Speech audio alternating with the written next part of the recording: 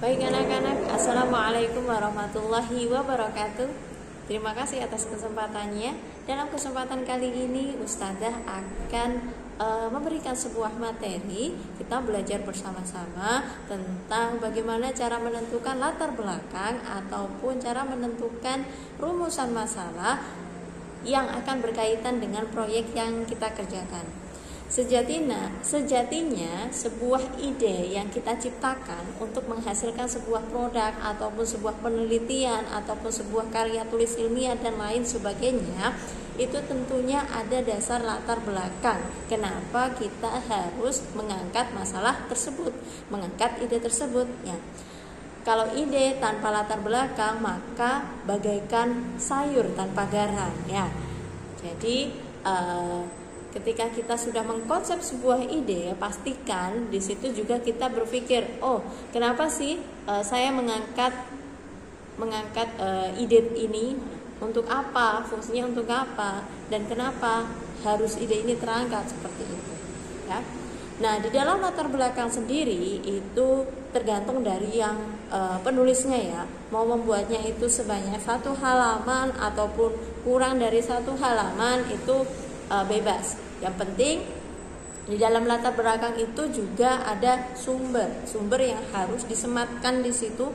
Kalian mengambil itu alasannya dari mana, sumber apa, seperti itu ya. Contohnya pemanfaatan limbah plastik untuk media bahan aksesoris. Nah, pemanfaatan limbah plastik untuk media bahan aksesoris.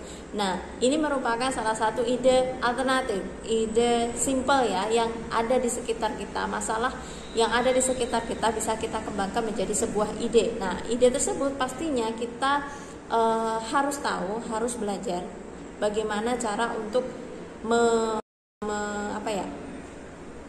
mengangkat masalah tersebut. Ada alasan tersendiri. Oh, ternyata berdasarkan jumlah statistik, berdasarkan Badan Pusat Statistik Nasional yang mengatakan bahwasanya jumlah limbah plastik yang ada di daerah sekian itu menimbulkan adanya bencana yang kurang baik bagi masyarakat sekitar.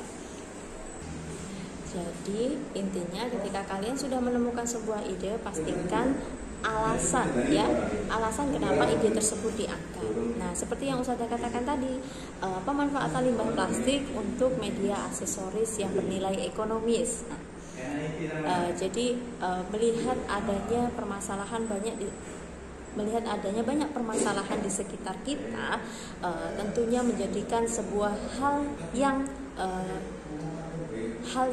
menunjukkan kita untuk bisa mengangkat plastik menjadi sebuah bahan yang bernilai ekonomis. Limbah plastik yang dimodifikasi untuk menjadi bahan nilai ekonomi, sehingga dari hal tersebut bisa mendatangkan manfaat bagi masyarakat sekitar dan lingkungan pun yang ada di sekitar kita itu cenderung